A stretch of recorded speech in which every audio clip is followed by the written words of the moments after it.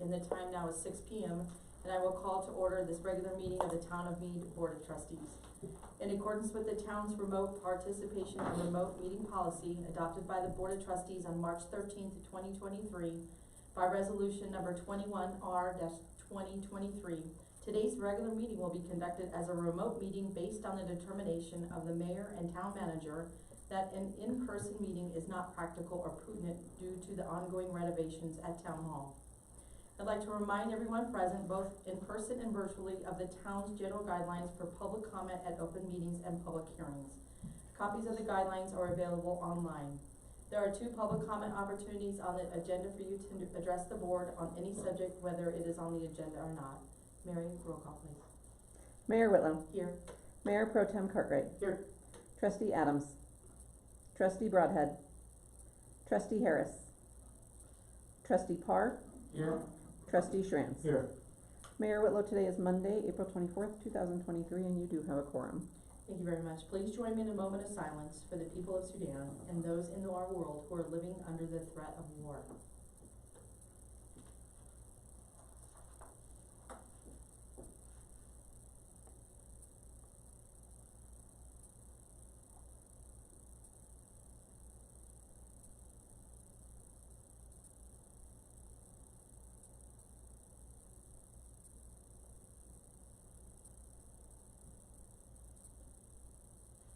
Thank you very much for your time. Please join me in the Pledge of Allegiance. I pledge allegiance to the flag of the United States of America and to the republic for which it stands, one nation, under God, indivisible, with liberty and justice for all. Okay, next is a review and approve agenda. Are there any changes to the agenda this evening? May I have a motion to approve the agenda?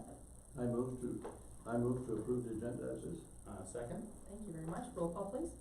Mayor Pro Tem Cartwright. Yes. Trustee Schranz. Yes. Trustee Parr. Yes. Mayor Whitlow. Yes. Thank you. Thank you. Motion carries. We'll move on to our town manager report. Helen, you have the floor. Thank you, Mayor. Mary, I did just get a text from Trustee Harris that she can't make the Zoom link work. She's on. Oh, she's on? Yes. Oh, excellent. Okay, so Trustee Harris is just joining the meeting at 6:03. You wanna have her say a word just so we know that she can hear? Tricia, can you hear us okay? Yes. Okay, thank you very much. We'll proceed with the staff report by Helen. Thank you. You have my report. There are a couple of things I would like to add. First of all, Xfinity. So we've been kind of back and forth with them. We finally got the flyer today on the grand opening. It will be on the 6th of May from 11 to 4. 11 to 4. So, and they're gonna have bouncy houses, and they anticipate a lot of people, so they have overflow parking at the church. But the soft opening is next Saturday. I'm not really sure why it's an official soft opening, because on Friday they were giving away free slushies, so I think they're kind of staggering their opening. You can't really drive in at this point, because they have it blocked off, but if you wanna go see it, just walk over and walk in. It's pretty nice, so it's exciting that they're getting going. And then the other thing I just wanted to mention that I put in my report, remember the CML conference is gonna be from June 25th to the 28th, and starting on a Sunday. So we're recommending canceling that board meeting, because there's generally enough trustees that we wouldn't be able to have a quorum. So I just wanted to make you guys aware of that. And if anyone is interested, please let Mary know if you're interested in going to the conference. And that's all I have. Okay. Any questions or comments for Helen? Trustee Harris, do you have any questions or comments for Helen?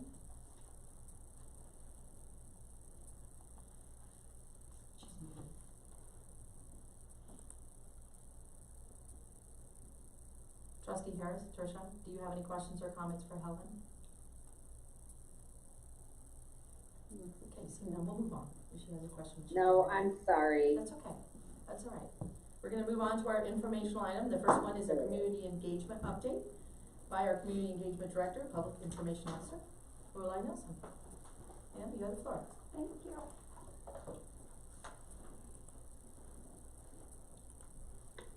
It's gonna be a little awkward. Alright, so. Cleaver? Oh, you're gonna do it? Okay. I can do it, or Perfect.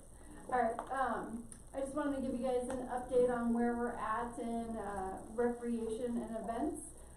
So as you know, we launched our Civic Rec software program in April.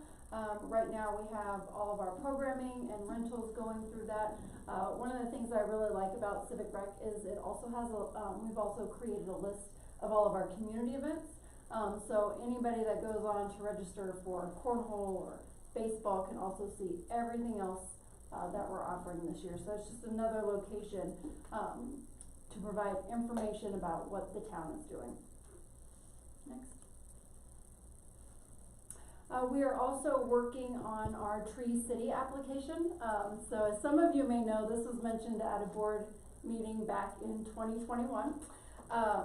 And it is quite a rigorous process to get your initial approval. So there is a lot of national requirements and state requirements. There's certain levels, so Arbor Day may approve it and then it gets kicked down to the state of Colorado and they may send it back for revisions. So that's where we're at right now. We're at the state level. And one of the things that we need to do is have a tree ordinance. So we have tree guidelines in our general land use, but what they're looking for is a specific tree ordinance that works with Arbor Day and their program regulations. So you'll see that on the consent agenda tonight. It's just one more step in order for us to be an official tree city. Some of the other things that are a requirement are things that we already do, like proclamations, social media posts. Last year we had some kiddos over and they planted a tree. So all of that stuff is working toward the goal of us being a tree city. Once we get approved, Arbor Day will send out all the signage, banners, and different things to continue to promote outreach and to have a positive impact in our community. Next. Youth sports. So we are in soccer season right now. It's been a little rough going with our spring weather and snow cancellations, but we're working through that. We have 144 participants, so it's the most ever. We have 6 teams in each age division, so it's very good numbers. Our programs are increasing about 20% from last year, so really good movement on that. T-ball and coach pitch, we're taking registrations for now. We had to work around some field issues. So right now we are going to rent 2 very nice, beautiful baseball fields in Berthoud. They are going to line those for us, and so we'll have all of our games in Berthoud at these 2 fields. Nice parking lot, so something for us to kind of look forward to in the town. We are reviewing options for potential baseball fields. We're hoping to have that in the 2024 budget. Some of the things that we're considering is expanding the current baseball field over at Liberty Ranch. It is spec'd for, we've spec'd it out for our age division, and it's the size that we could accommodate. Things that we need to look at is it's accommodating us now, but it may not accommodate us next year or even by the time we get that built. So talk to Jason about the master facilities plan. And the other thing that we're looking at is the Ames Park master plan, because in that master plan they did have ball fields over there. So a lot of things to consider, but the need is certainly there for sports and our growing programs.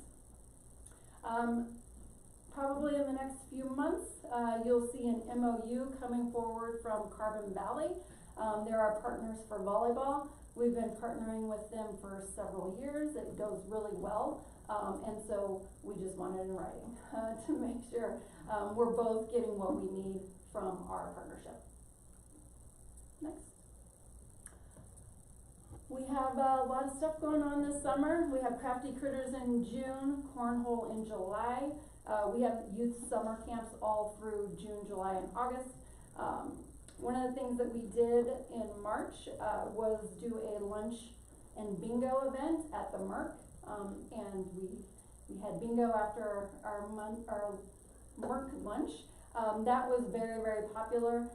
The older active adults loved it. They demanded more, so we're adding two more dates throughout the year for that. Real stupid question, what's the mark? The Mercantile, they do. The Merc. Yeah, the Merc. Yeah, so they have a really nice area above their restaurant that they rent out, and so we partner with them, and they supply the food, and we supply the bingo. Cool. Upcoming community events, we have cleanup days on May 5th and 6th, and this is being pushed out through the Mead Messenger, social media, I thought it was 4th and 5th. 5th and 6th. Friday and Saturday. Friday and Saturday. Friday, Saturday. Oh. Okay. As I have a quiet chant. 5th and 6th. Maybe I'm in the wrong year. Ruh-roh. The first time. We have also confirmed fishing is fun this year, and we're gonna have that at Highland Lake, so that'll be a first over there. We're working with Colorado Parks and Wildlife to get our staff trained to host the fishing clinics.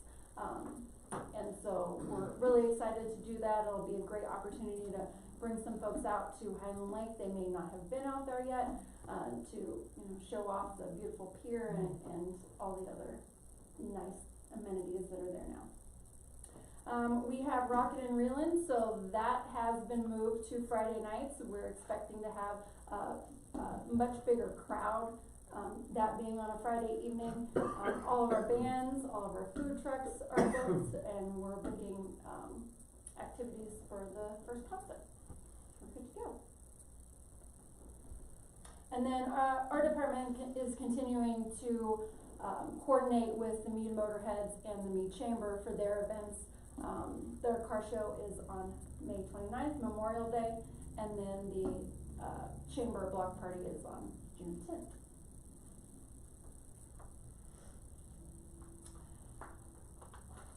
And for our continued outreach, we are continuing to build for me. We are working on a couple more videos that we should have finalized in the next few weeks. And then we also have a new business list, a list of businesses that we are gonna be doing outreach to and doing more of those videos like we did with Ziggy's, and the Merc, to kind of promote Mead, promote their business, and promote the different things that our town can offer businesses. We have our meet, greet, and eat scheduled, June 20th at North Creek, July 25th at Coyote Run, and August 29th at Liberty Ridge.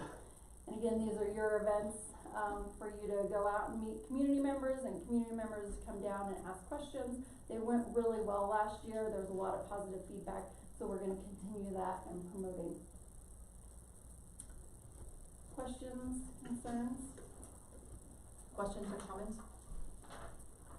Trustee Harris, do you have any questions or comments for Lorelei? No. Okay, thank you. Thanks, Lorelei. And thanks for the effort for the Tree City, 2 years. Yeah, way to go. And everything else. You're welcome. Yeah. All right. Next up is our Belt County Road 90.5 High Plains Boulevard update, or, I don't know if you call it an update, but it's a discussion, I guess, or presentation by our town engineer, public works director, Erica Rasmussen. Damn, Thank you. we've been working on this for a while, huh? We have. So I was asked tonight to give you just a little background on what we call 9.5. It does have a new name, High Plains Boulevard. So just to get you oriented here on this graphic, I-25 is right down the middle. It's a yellow line, the blue line being the High Plains Boulevard alignment, and it goes all the way, I know you can't read this, but at the very bottom of the page is Highway 66, the top of the page is Highway 34 in Loveland. And it goes through multiple jurisdictions, and we'll talk a little bit more about those here in a minute. So, for obvious reasons, High Plains Boulevard is a regionally significant roadway, and the regional mission was, to provide some connectivity on the I-25 corridor through those various jurisdictions, to be the north-south arterial alternative to I-25 when the interstates shut down, as you know, it happens a lot, and all these highway traffic is being routed through these small communities that really aren't geared to handle that kind of traffic. Again, Highway 64, 66 to Highway 34. You'll hear this word a lot, IPA, which is the Interstate Parallel Arterial. Oh, I can't say that tonight. There's other ones, right, throughout Colorado that are these parallel arterials that CDOT is implementing and participating in for this very reason that we're talking about. And again, one of the goals was to provide engineering consistency through these areas, and also the access control plan, so that there's some consistency from end to end. One of the primary things, for example, is the design speed, and how far apart those access points are, for example. And then that would be in conjunction with development and population growth, just as developments happen, that would get built sort of piecemeal. Okay. All right, so a little bit of the history. It started all the way back in 2003. Weld County started with this parallel arterial corridor study. In 2018, the Technical Advisory Committee was formed, which included myself and my counterparts at the other jurisdictions to come up with what that design criteria would be. They had a public meeting in 2019 open to anybody who could, who maybe had an interest in where this alignment was going, and got some feedback from the public. And then in 2020,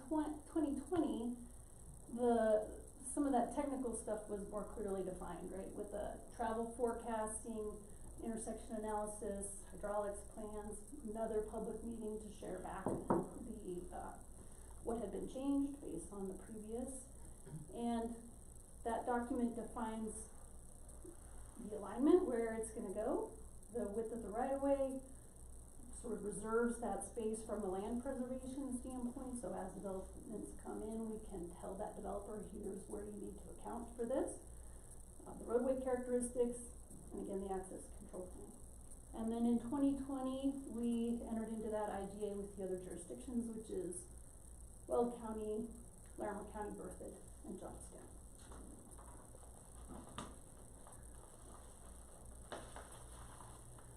So this graphic here, I've zoomed in just on the Mead section, and this is oriented a little bit differently. So County Road 32 is on the left, County Road 36 is on the right, that red line being the alignment of High Plains Boulevard. Those purple squares are sort of the primary intersection points that, you know, if the red line varied a little bit this way or that way, but that's sort of the location where we want to tie into at those primary street intersections. And so how does this thing get constructed? Developer driven, like we talked about, and in this case, we've got a large section of this between 34 and 36 that would be built by Home Depot and the FedEx developments. And there's also the elimination of the frontage road. So as CDOT widens the highway and that frontage road goes away, they have to provide access to people who had previously taken access from the frontage road. So that might trigger it. There's interim and ultimate phases, obviously.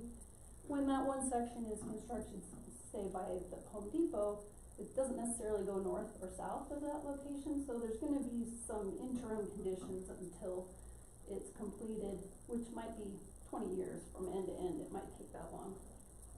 And again, we'll follow those established guidelines in that original IGA. That end product will be owned and maintained by the local jurisdictions wherever it lands. So in our case, if it's a 4-lane arterial through Mead, that'll be something we'll have to take into our inventory and maintain, which we would do otherwise. But it is a little bit more of a larger road than what we would normally be constructing here in town. So that's all I have on that. I am happy to answer any questions you might have. Well, you mentioned a time frame of about 20 years, and that's a long time for little pieces to get connected. Anything in the interim?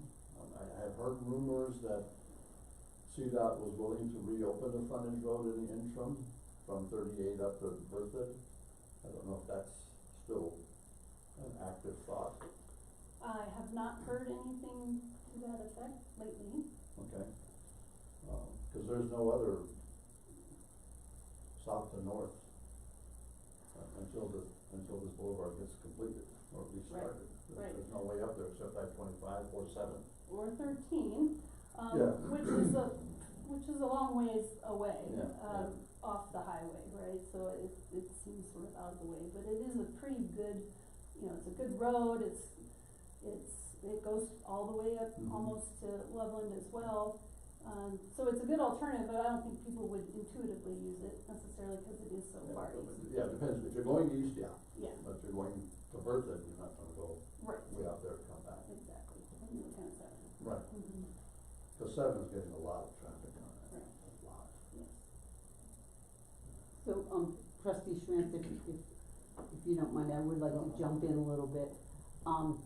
One of the problems or opportunities, I guess, with 9.5 is if you think about that part of the landscape from Loveland to Firestone, it's virtually undeveloped. So I think when we all banded together, this is a great idea. Essentially we're creating sort of like 85, only it's gonna be more of a commercial corridor where we expect to have a lot of business opportunities. But it's a 4-lane road and it is extremely expensive to build. So the intensity of the development that would have to occur to pay for this, you're talking millions of dollars per mile, millions. So as we've been talking about it, and we continue to talk with the state, and now since our segment 5 is funded and much of this parallel arterial is running along segment 5, we've gotta come up with other ways to fund it, because it is also extremely expensive, not just because it's, one big field, but there's a section between 36 and 38, very challenging, as is 38 to 40. So, I think we're gonna have to really start looking at grant opportunities, the segment 5 funding. I know Mayor has set up a meeting with our transportation commissioner in a couple weeks, and we're gonna keep talking about this, because unless we can come up with some other funding, even the developer of Home Depot met with CDOT last week, we've gotta figure out another way to skin this cat, because a developer can't bear a $20 million cost, and that doesn't even build out the 4 lanes. So I would just say, stay tuned. I think it'll become a very high priority for all of our collective funding asks in the next couple of years. Because if we don't, I'm afraid we're never gonna get it off the ground. And if we don't get it off the ground, we're gonna be sitting on I-25 in a parking lot. Yep. So, and I know the state shares this concern. It's always easy to put it on the backs of developers, but developers can only do as much as they'll ultimately generate. So, I just wanted to throw that in because it's a very high topic of conversation now. And I understand that. I think that makes a whole lot of sense. I guess my question or concern is what happens in the interim between today and then? Cause I hear, and I'm sure the rest of us hear a lot of comments from our citizens that, I can't get from here to there. I have to go all the way down here and come all the way back up. And, they're doing it for a while, but there's gonna be some point in time where, somebody's gonna want some answers. So that's why I asked about, the rumor that they would reopen or at least use the frontage road from 38 to 56 as an interim solution, not a long-term solution, just You know, cause the road is there, and once they finish staging all their stuff on that road, there's no reason that they can't reopen that road. And then have it as a thoroughfare, going north, which would make a lot of people happy. Plus, it would take a lot of traffic off seven. Seven is, you know, I don't know how much time or money our town spends on grading that thing, but you guys grade it, and the next day it's washboard again, because there's just that much traffic that runs up and down that puppy. So there's an expense that we are incurring, and I don't know that necessarily handles our interim solutions. So, I just threw it out there, so I don't know who you get to talk to, but, you know, you might drop that in somebody's ear that says, let's use what we have as an interim. Thanks, Herman. I have a question. So if the frontage road is potentially gonna disappear, is FedEx gonna change their entryway then to 9.5? Yes. I bet they love that expense, cause they've really landscaped that. They've even repaired the road, the frontage road, several times already this year. Yeah, we anticipated that during the development stage, so they have a plan in order to accomplish that. And Home Depot, I assume, will be the same way, they'll use 9.5 as well. They're access take it via- access off 36, don't they? Yeah, they come in though the frontage road from 36 with their Yes. trucks. So they would do 9.5 as well? Yes. Okay. Yeah, there's one more lot, I believe, between Home Depot and 9.5. Mhm. That's part of the same development. Okay. Trustee Harris, do you have any questions or comments for Erica? No, I do not. Thank you very much. I've been living this for a long, long time, so I don't have any questions or comments, so thank you very much. And I'll keep fighting for all the things that we need here. You know, when our segment starts going up, then that's another time that we need to talk about our procedures on what CDOT's gonna do. So we'll be talking to the Transportation Commissioner, we have a meeting with Regional 4, the director for CDOT for our region, so we're talking. And it's gonna take a lot of money and a lot of patience from this town. So thank you, Erica. You're welcome. Okay. Oh, yeah, never mind. Sorry, I just wondered like there's 10 in there, sorry.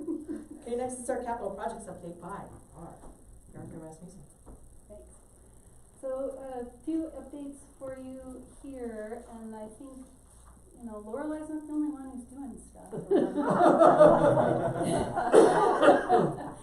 We will talk about each of these in a little more detail, but I thought it was worth looking at it on the whole. We have three really significant projects, right? We've got the community center, the 3rd and Walker intersection, and our pedestrian crossing at Highway 66 and Road 7.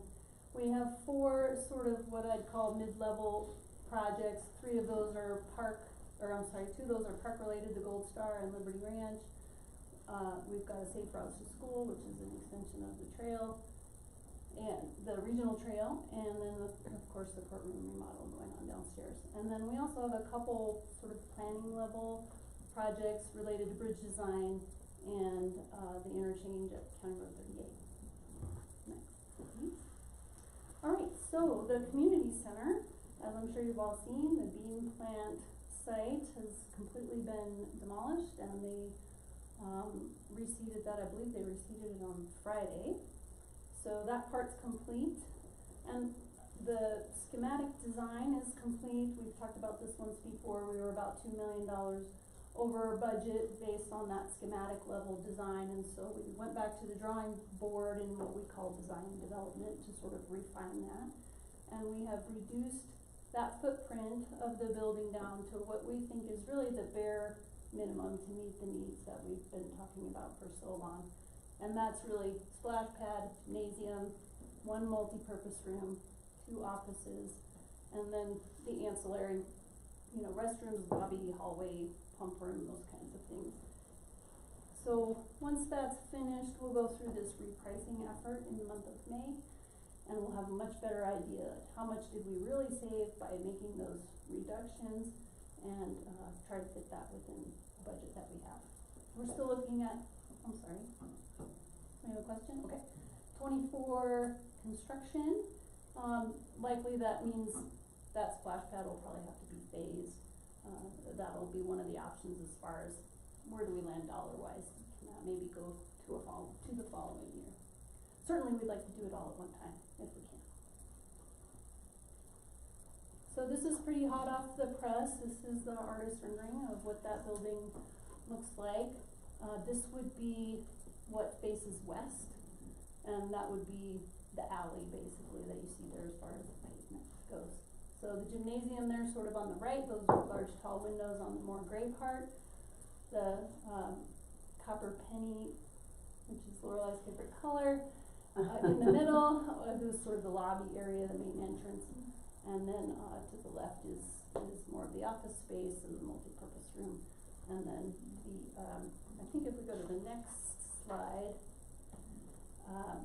so maybe I can just show you here. This is oriented Martin here. This would be the alley. This would be Main Street up here. So we've got splash pad, building, parking, and then this would be the lot. I'm sorry, you guys can't see through me so well.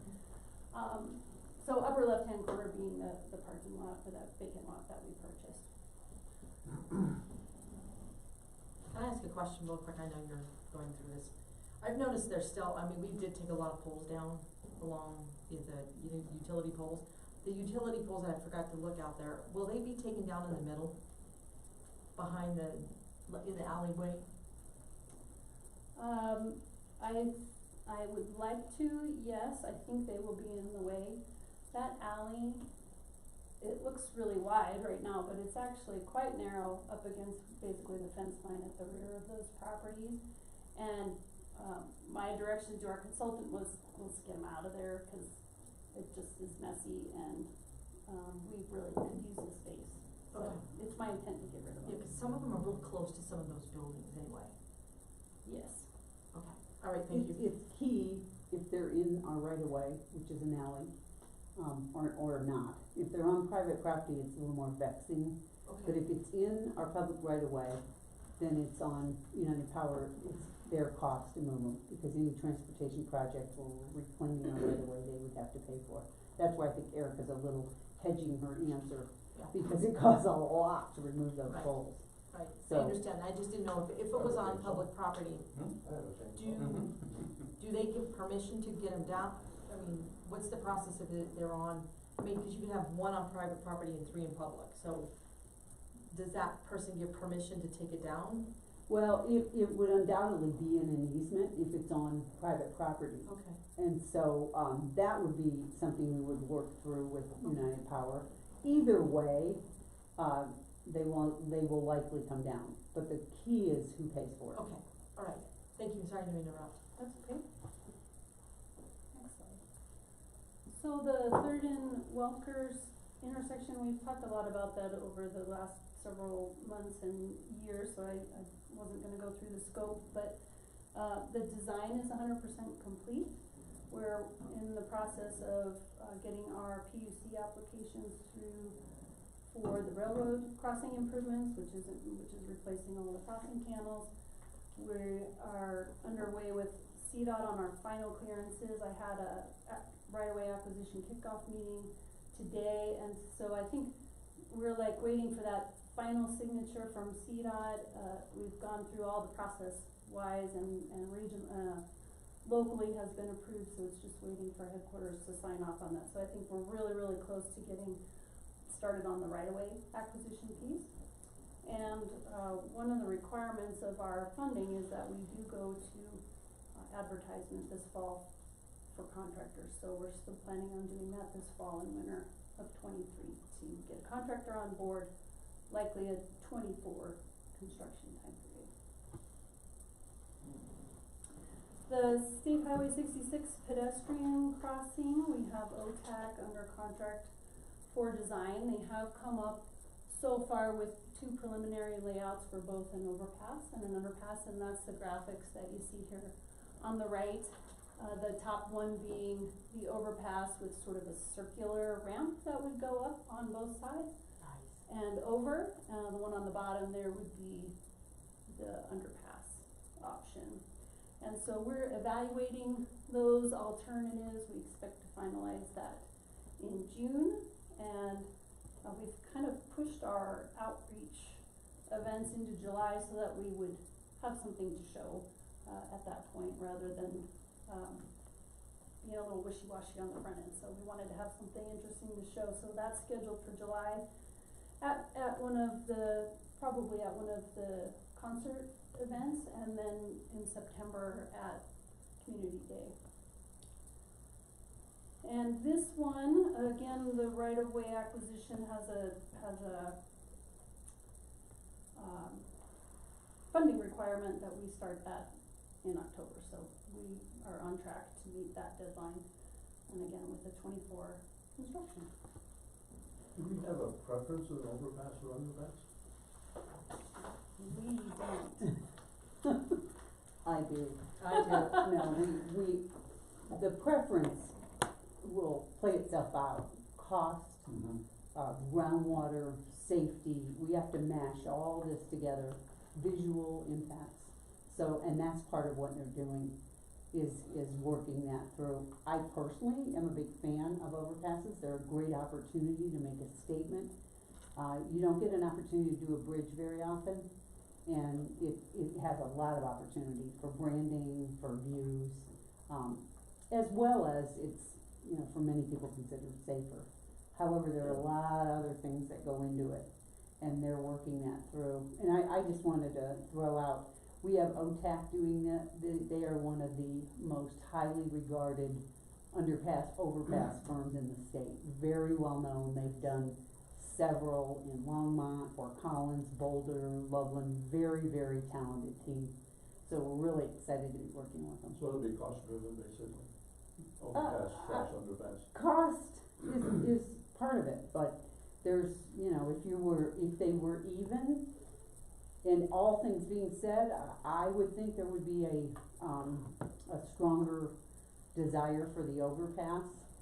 If it's a wide gap, then I think the underpass would win out, but there's a lot of other things that have to play out. Yeah. Property acquisition, where would it lie in the topography, so. Okay, thanks. Alright, Safe Routes to School, we do have grant money for that, and this would be an extension of the 3rd Street Regional Trail to the north where we left off at the Highlands. This would go up to 36. We also would have a little piece downtown here on the elementary school frontage on Welker that would not be picked up with our Welker intersection project, so we want to finish that little gap there. We have Wilson and Company under they've been selected for the design. We'll have a task order coming to you once we finalize the scope. We did meet with them just last week to do that, so I'm expecting pricing to come back for that soon. And again, that one will also be a 24 construction. The Gold Star Memorial, we haven't talked a whole lot about this one yet. We do have $200,000 in this year's approved budget for this. We have, and you'll see this in your packet tonight on the consent agenda, is the task order to Ayers, which is the design firm we've selected for this, and that's for $28,000.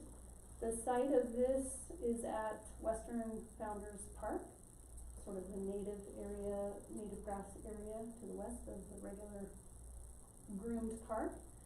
And their scope will be to prepare those concept plans, prepare the construction drawings and the bid documents, and that'll include the site plan, the pedestrian access, the lighting, foundation, signage, and any landscaping associated with that.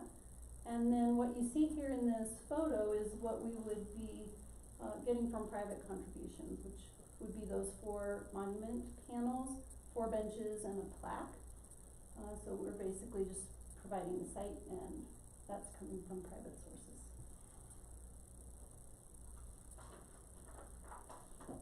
This next item is also on your consent agenda tonight for the Liberty Ranch restrooms. We have $350,000 in the approved budget for this item.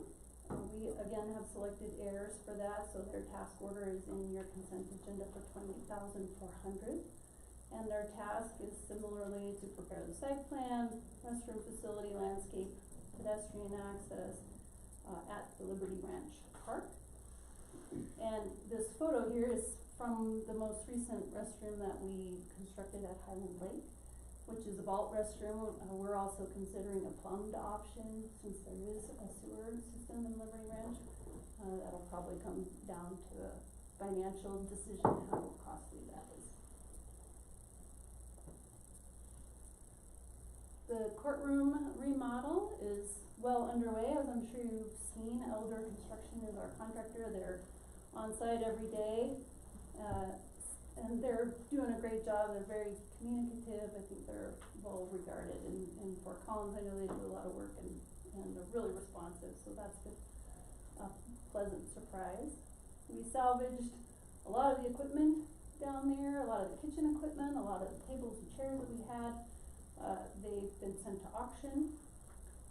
The demo's underway. They've been working on the underground electrical and plumbing. They're actually coming in at 4:30 tomorrow morning to cut up the floor downstairs to try to mitigate all the noise up here for us, which is great.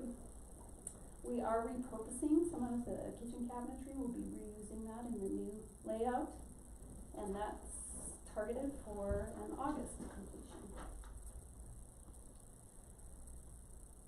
We've got two bridges that we're looking at for design. One is County Road 38, which this would just be east of I-25 on 38.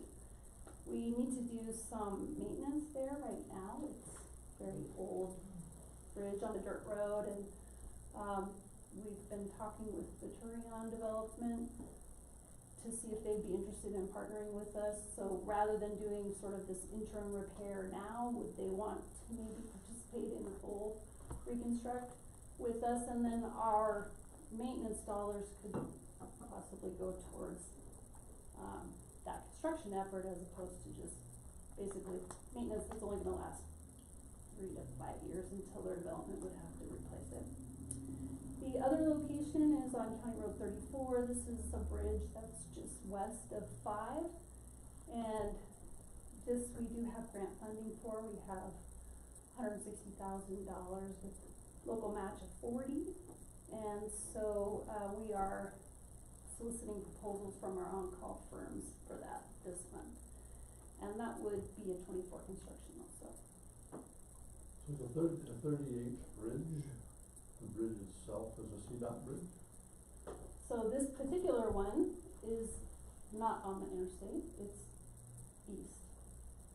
I know what you're talking about, but I'm asking about the bridge itself that goes over the interstate. Yes.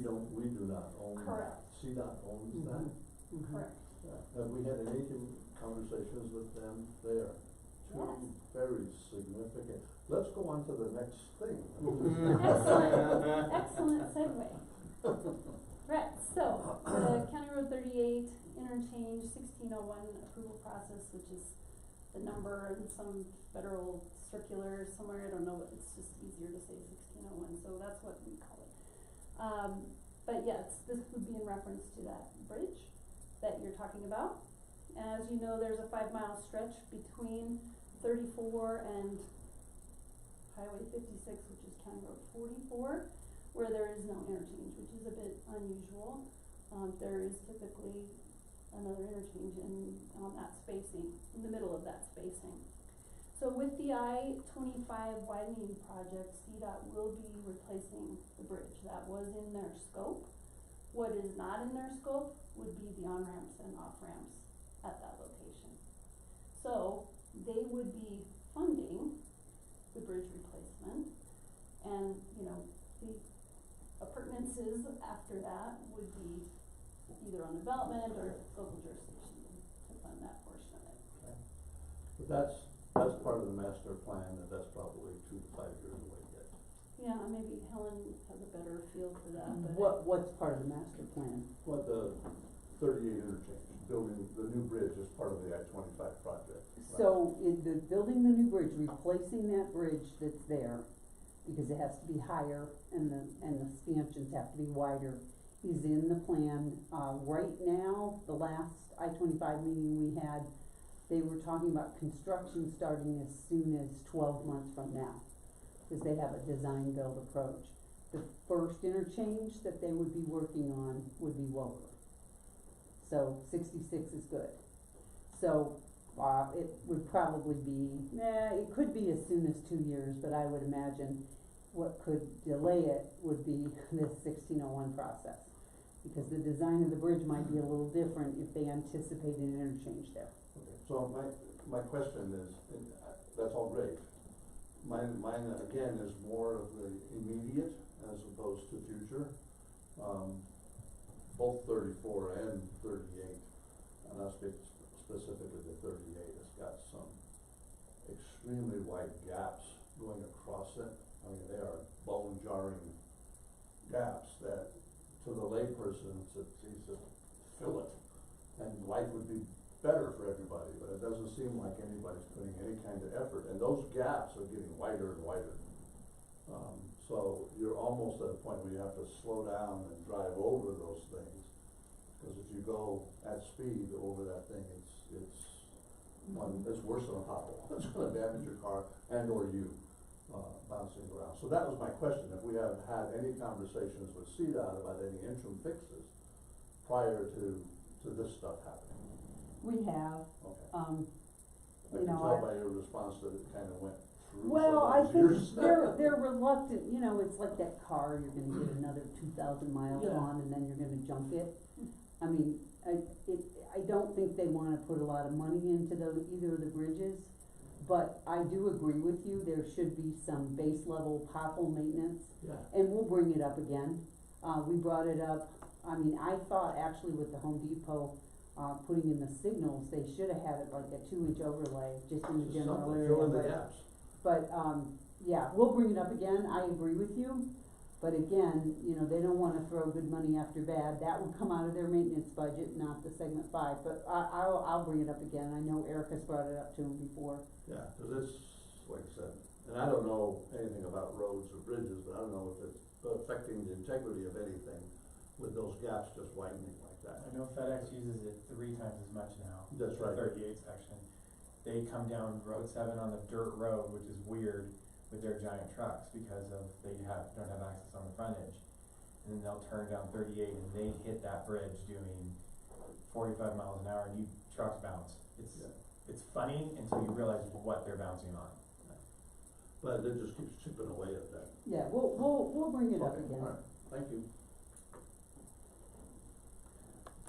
Okay, so just the 1601 process is an analysis really to demonstrate the need for the interchange at that location. So there's quite a bit of effort that goes into just traffic modeling and circulation and traffic projections into 2050. So there's a lot of effort there. And if it's approved, then we are eligible to start applying for grants, but we have to demonstrate the need first. So, we are finalizing a consultant selection right now who will complete this analysis, and a task order would be forthcoming to you with that.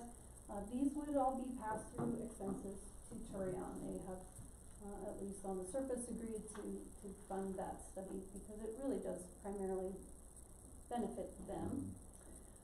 So it could take up to 18 months.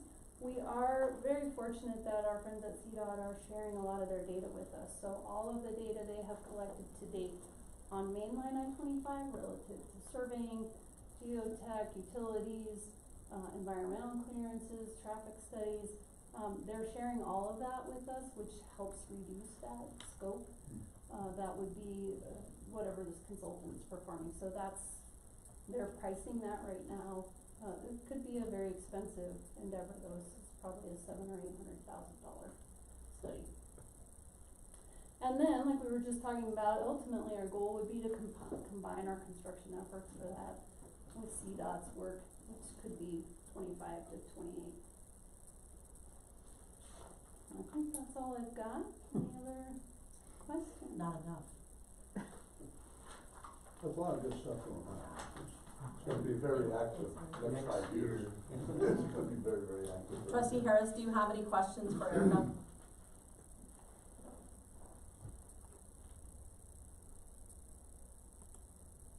Go ahead. Tricia, do you have any questions for about? No, I do not. I'm good, thank you. Okay, thank you. Thank you very much. Thanks, Erica. Yep. couple of years. Right. Yeah. All right, we'll move on to our three proclamations for this evening. The first is Arbor Day, April 28th, 2023, and I've asked Trustee Parr to read the proclamation. Whereas the holiday called Arbor Day was first observed in Nebraska with the planting of more than 1 million trees, and whereas trees can reduce the cross-section of our precious topsoil by wind and water, lower our heating and cooling costs, moderate the temperature, clean the air, produce oxygen, and provide habitat for wildlife, and whereas trees are a renewable resource giving us paper, wood for our homes, fuel for our fires, and countless other wood products, and whereas trees in our town increase property values, enhance economic vitality of businesses, areas, and beautify our community, and whereas trees, wherever they are planted, are a source of joy, wonder, and renewal, and whereas to show Mead's commitment to trees and their value to our community, the Board of Trustees has recommended application for Mead to be a Tree City USA. Therefore, Colleen Whitlow, Mayor of Mead, does hereby proclaim April 28th, 2023 as Mead Arbor Day. Thank you very much. Is there a motion to approve the signing of this proclamation? I motion to approve. A second. Thank you. Roll call, please, Mary. Trustee Parr, Yes. Trustee Schranz, Yes. Mayor Pro Tem Cartwright, Yes. Trustee Harris, Yes, Mayor Whitlow. Yes. Thank you. Thank you very much. Motion carries. We'll move on to our second proclamation of the evening, the Municipal Clerks Week, April 30th through May 6th of 2023, and I've asked Mayor Pro Tem Cartwright to read the proclamation. Whereas the office of professional municipal clerk is the oldest among public servants, and whereas the office of the professional municipal clerk, a time-honored and vital part of local government, exists throughout the world, and whereas municipal clerks provide the professional link between citizens, the local governing bodies and agencies of government at other levels, and whereas the municipal clerks have pledged to be ever mindful of the neutrality and impartiality, rendering equal service to all, and whereas municipal clerks continually strive to improve the administration of the affairs of the municipality, therefore, Colleen Whitlow, Mayor of the Town of Mead, hereby proclaims April 30th through May 6th, 2023 as Municipal Clerks Week, and further extends appreciation to our professional municipal clerk and deputy clerk for the vital services that they perform and their dedication to the Town of Mead. Thank you very much. Is there a motion to approve the signing of this proclamation? I'll motion to approve. Second. Thank you. Roll call, please, Mary. Mayor Pro Tem Cartwright, Yes. Trustee Schranz, Yes. Trustee Harris, yes, Trustee Parr, Yes. Mayor Whitlow. Yes. Thank you very much. Motion carries. Our third proclamation is Older Americans Month, and I've asked Trustee Schranz to read this proclamation. Thank you. As being the senior member of this board, I am honored to read this proclamation. Whereas the Town of Mead includes many older Americans who enrich and strengthen our community, and whereas we celebrate older Americans and the role they play in sharing the wisdom and experience that affect the decisions and actions we take today, and whereas the Town of Mead is committed to engaging and supporting older adults, their families, and caregivers, and whereas we acknowledge the importance of taking part in activities that promote physical, mental, and emotional well-being, no matter your age. And whereas the Town of Mead can enrich the lives of individuals of every age, by promoting home and community-based services that support independent living, involving older adults in community planning, events, and other activities, and providing opportunities for older adults to work, volunteer, learn, lead, and mentor. Now therefore, Colleen Whitlow, Mayor of the Town of Mead, hereby proclaim the month of May 2023 as Older Americans Month in the Town of Mead, and urge my fellow citizens to take time during this month to recognize older adults and people who serve them as vital members of our community. Given under my hand and seal of Town of Mead, Colleen Whitlow, Mayor. Thank you very much for reading that and being the oldest member of the Senior. senior, excuse me. The wisest. Is there a motion to approve the signing of this proclamation? I move to approve the signing of this proclamation. I will second. All right, roll call, please, Mary. Trustee Schranz, Yes. Trustee Harris, Yes. Mayor Pro Tem Cartwright, Yes. Trustee Parr, Yes. Mayor Whitlow. Yes, thank you, motion carries. Next is our first public comment of the evening. The board welcomes public comment for any item, whether it is on the agenda or not. The board will listen to your comments and take them into consideration. If you desire a conversation, please email the board or town manager or attend the monthly coffee with the mayor. If you wish to speak during this public comment period, please adhere to the town's general guidelines. Please start by stating your full name and address for the record. Each speaker will have 3 minutes to address the board of trustees. If you are representing a group, you will have 5 minutes. Is there anyone with us virtually that would like to speak to the board?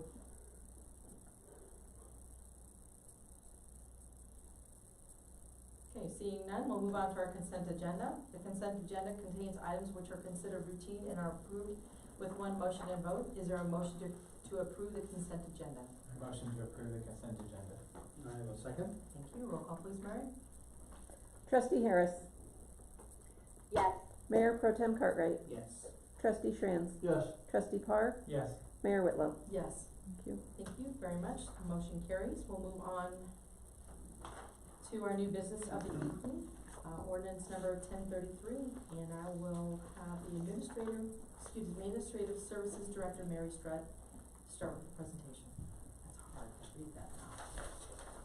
I have a very brief presentation because I'm just trying to keep up with Erica and Lorelei and make sure that we can do everything they need to do. So the purpose of our purchasing policy is to make sure that we can provide efficient and effective services to the people of Mead. This purchasing policy was written in 2018, so it's been 5 years. It's time to review it and see what updates it needs.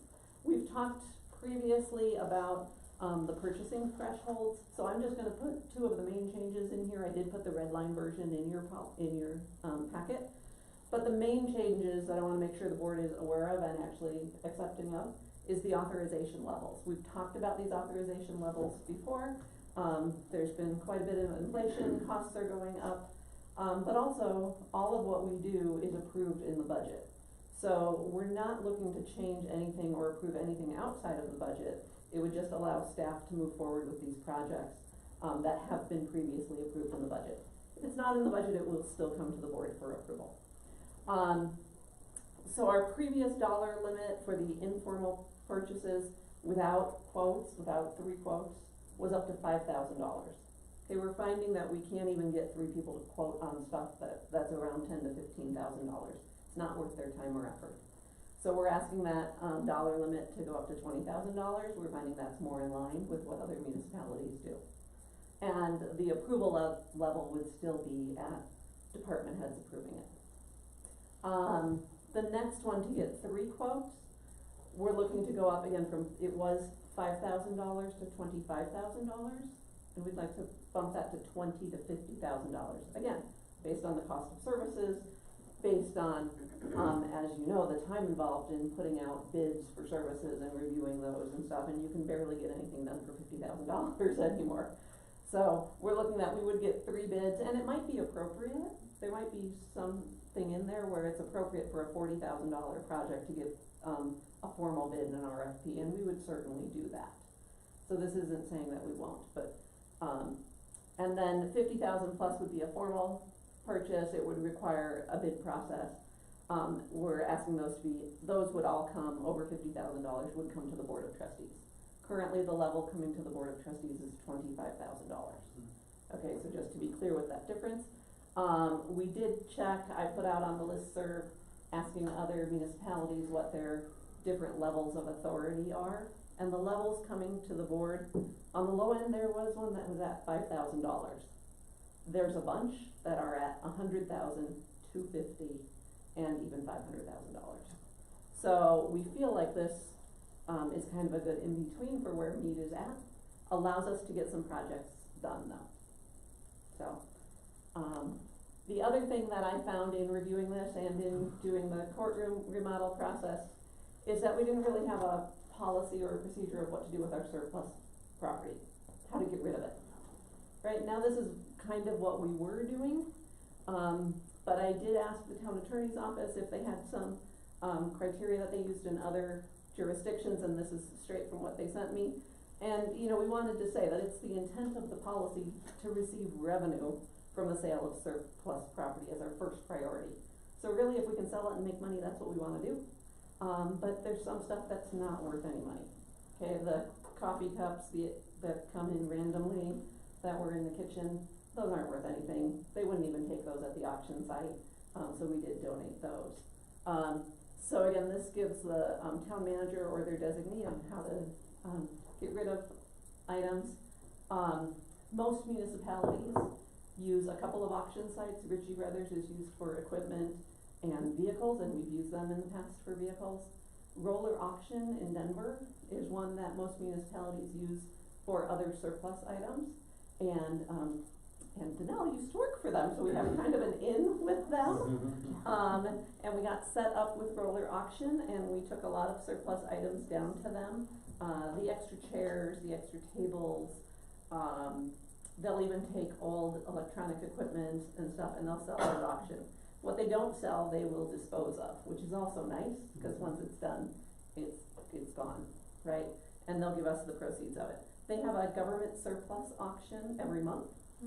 I did go on their website, and you can go on it too, and you can pull up their government surplus auction every month. You can look at what's on it, you could bid on site if you like. But you can also see the previous auctions and what stuff sold for. So it was interesting to see what some of our items sold for. This policy does also give us, de minimis items under $250 that we can get rid of just by somebody bidding or taking. Some of those things I went on to Roller Auction and saw what it sold for there to decide how to get rid of it. So, that's the new kind of policy in our purchasing policy. Again, so we're asking the board to approve the new purchasing policy. It's written as an ordinance in your packet because the town manager's approval authority is in the municipal code. And we'd be asking to increase the town manager's approval authority. Okay, any questions? Questions for Mary? Trustee Harris, do you have any questions for Mary? No, I do not. Okay, thank you very much. Thanks, Mary. All right. Mayor, I Yes, just wanted to say sure. one Sorry. thing about the approval limits of the town manager. As the town manager, I take that very seriously. The inability to get quotes, the other part of this, has really been tough. You know, sometimes we're begging people to get a quote, so a big part of this, moving it up, is to make it more reasonable when we go out. But if you notice on your consent agenda, there's two items, D and E, both of which were in the $28,000 range. With this new policy, I could sign those. I wanted to bring these to the board regardless. There are going to be things, there can be in the budget, everybody knows about it, but I wanted in there to be even more transparent so people know what's going on. So the real reason to have the spending limit is when you're in a hurry, meaning an opportunity comes up and you have a very short period of time to execute the contract with somebody. We work through the attorney's office. I just wanna make sure that you understand it's not like a money grab. It's really done to try to expedite things. As you can see, we have a full slate of public works projects that all have small contracts associated with them. So I just thought I'd throw that out if you wondered. Okay, thanks, Helen. All right, is there a motion regarding ordinance number 1033? Excuse me, 1033. I will move, as having, in my other life, experienced some of this bid process issues, I clearly understand, what's going on, and so I'm very much in support of this, so, I move that ordinance number 1033, be approved. An ordinance of the town of Mead revising the town Mead purchasing policy and amending section 4-2, is that different? Yeah. 20A of the Mead Municipal Code concerning the spending authority of the town manager. I second. Thank you. All right, any other discussion? Roll call please, Mary. Trustee Park, Yes. Trustee Schranz, Yes. Trustee Harris, Yes. Mayor Pro Tem Cartwright, Yes. Mayor Whitlow. Yes. Thank you, motion carries. Next is our second public comment period of the night. And we have no further business, after, this new business number 10. We'd like to follow the same guidelines previously stated, and would there anyone like to address the Board of Trustees now? Okay, seeing none, we'll move on to our legislative update by our town attorney. So good luck. Thank you, Mayor Whitlow, members of the Board of Trustees. So my last update was at the last regular meeting on April 10th. Let me try to give a couple of quick updates here. So as of today, there are approximately 15 days left in the legislative session. They have a lot to do in 15 days. This is some data as of the middle of last week. There were 294 House bills that had been introduced and approximately 284 Senate bills. So approximately 600, just a little bit less than 600 total pieces of legislation introduced thus far this session. It is expected that the legislature will be waiving certain procedural rules in the last weeks of the session, allowing exceptions to some of the normal processes in order to have an expedited process to try to attempt to get as many of these bills through the process with the remaining days left on the legislative calendar. I think a lot of you may have seen that last Wednesday on the 19th, the bill that would have prohibited assault weapons in Colorado was postponed indefinitely in committee. Let me see here. Oh, on the 10th, I did notice, or I did let you know on April 10th that there was the CORA bill, or the Open Records Act bill that had not yet been introduced. That was finally introduced last week on Monday, April 17th. That's been assigned Senate Bill 23-286. I did note on the 10th that it was expected that the exemption for the waiver of or reduced fees for the press would come out of that bill. That is the case. This bill has been assigned to the Senate Committee on State, Veterans, and Military Affairs. It's my understanding that there were two amendments that were considered by the committee, and that has been referred as amended to Senate Appropriations. I'm not sure if that was heard by Appropriations Committee today or not. Let's see. Open meetings. I did note at the last regular meeting that House Bill 23-1259 had been introduced, and that was legislation aimed at permitting a local government to cure open meetings law violations at the next regular meeting. That bill has now passed the full House. Let's see, law enforcement. I don't think I've mentioned this one yet, but let me do so now. Senate Bill 23-170 is a piece of legislation that deals with extreme risk protective orders, or ERPOs, as they're referred to. This bill expands the list of who may petition for an ERPO to include medical care professionals, licensed mental care providers, licensed educators, and district attorneys. That bill has been approved, and it's my understanding that it's awaiting the governor's signature.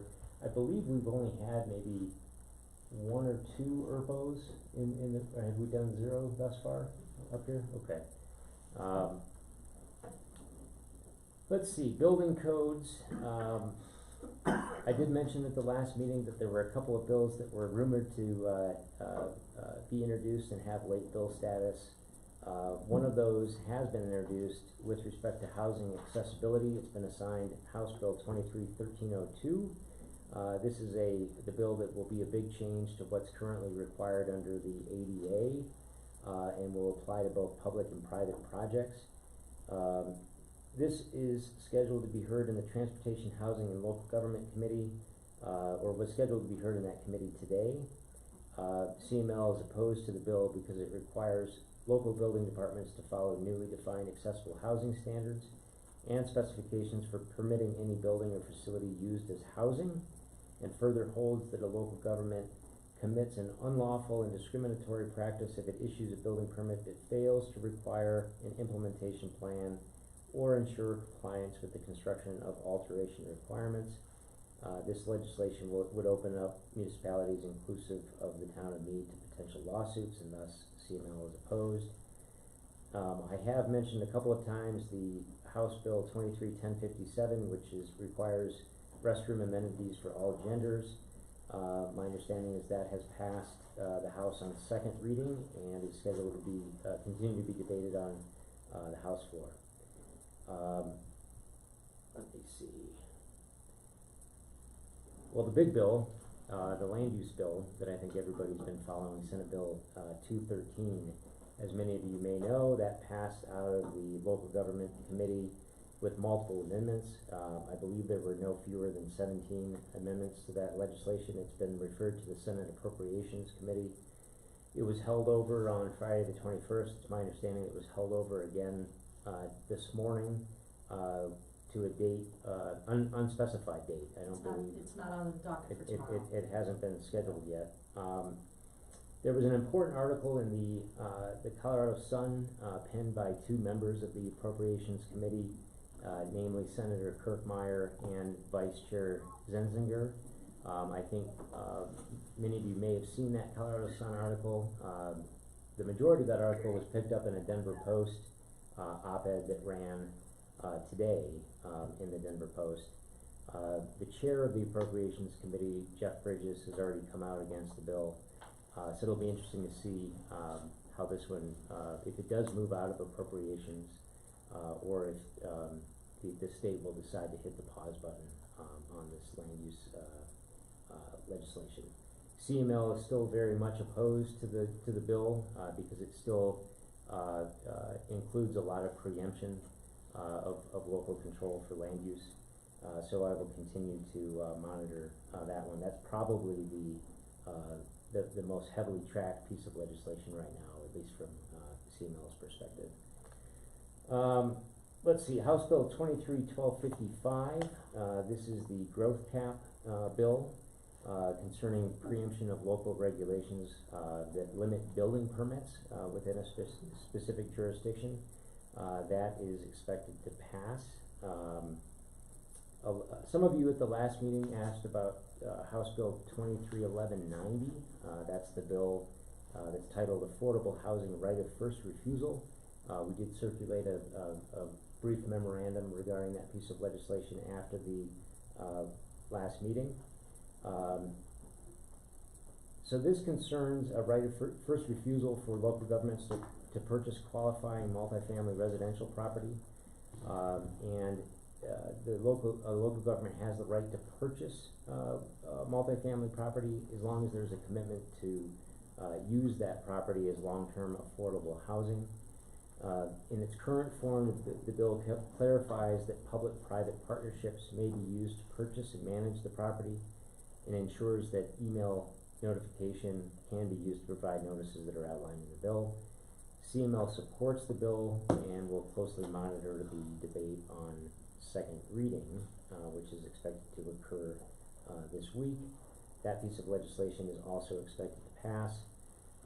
With respect to Proposition 122, or the regulated substances, or the natural medicine bill, or the magic mushroom bill, as some people refer to it, as Senate Bill 23-290 was introduced very late in the session. In fact, last week on April 18th. It was heard in Senate Finance this past Thursday. While this piece of legislation does allow local governments to enact ordinances or regulations regulating the time, place, and manner of commercial healing centers, the bill does not allow local governments to prohibit healing centers or facilitators from operating in a jurisdiction. CML is continuing to advocate for amendments to enhance local control within the measure. The bill passed out of the Senate Appropriations Committee this morning, and CML anticipates that it will be heard on second reading sometime this week. So that's what I have for you today. Any specific questions on any of those, including 213?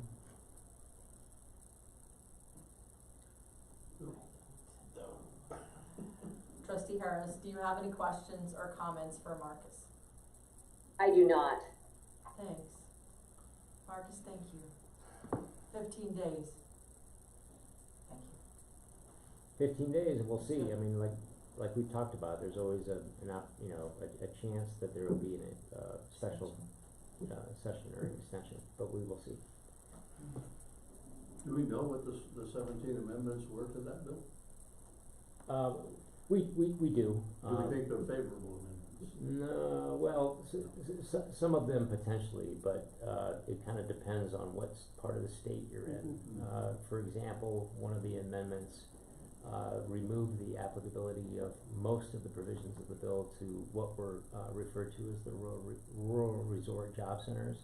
So a lot of those communities that are on the I-70 corridor, those have been removed from major portions of the bill. One other amendment would clarify that an accessory dwelling unit or ADU would also be permitted as a use by right in unincorporated areas as well.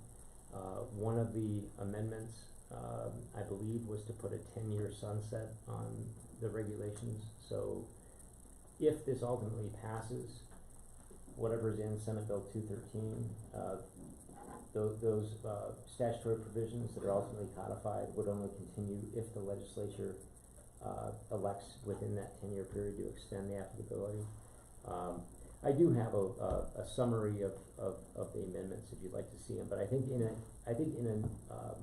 the overall summary is that CML believes that it didn't go far enough to remove a lot of the preemptions. In fact, the one amendment of the 18 amendments, I believe, that were proposed in committee, 17 passed. The one that didn't pass was amendment number 10, which was proffered by Senator Kirkmeyer, and that would have removed a lot of the preemptions and was supported by CML, but that was not ultimately adopted or passed by the committee.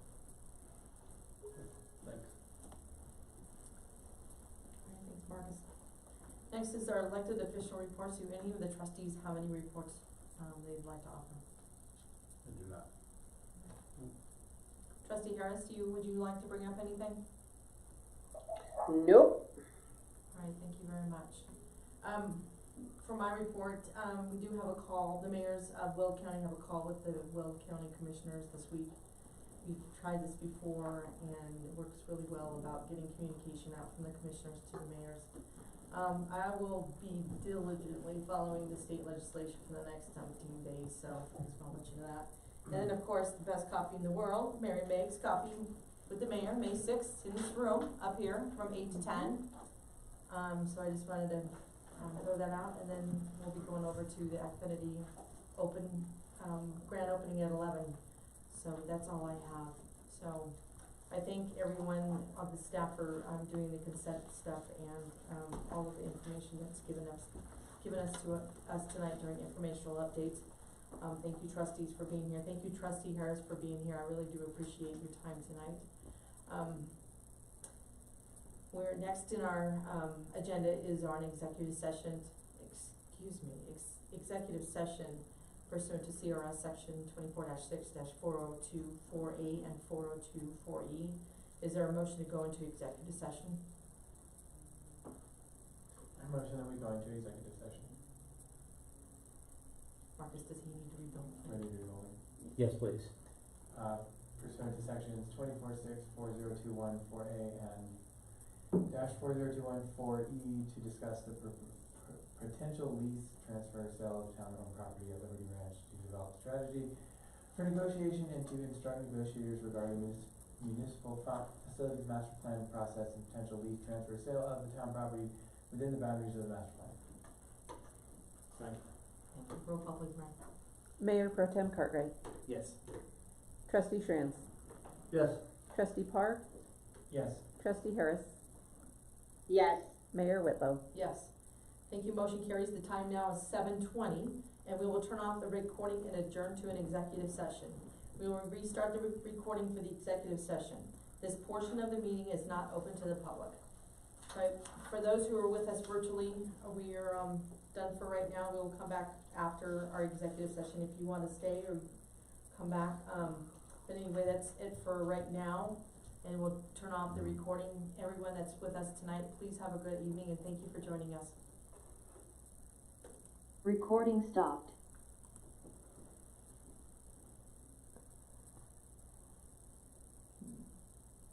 We're muted and the recording stopped. Okay, can you kick out Lacey Land and, yeah, remove. Okay. Goodbye. And remove Robin.